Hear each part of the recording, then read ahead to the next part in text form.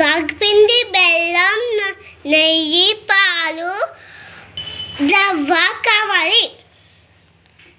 Stove on చేసుకొని గిన్నె పెట్టుకోవాలి. 2 స్పూన్స్ నెయ్యి వేయాలి.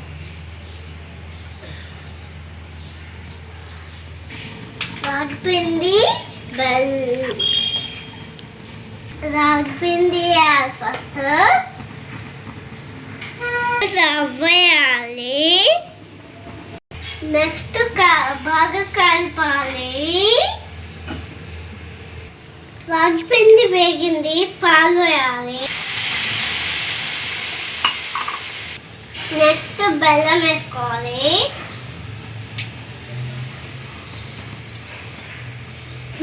బెల్లం వేసిన కలుపుకోవాలి.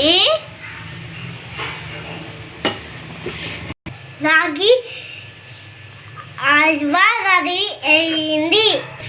గిన్నెలో వేసుకున్నాం.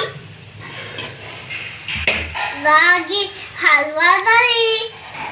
మా వీడియో నచ్చితే లైక్ చేయండి, షేర్ చేయండి. బాయ్.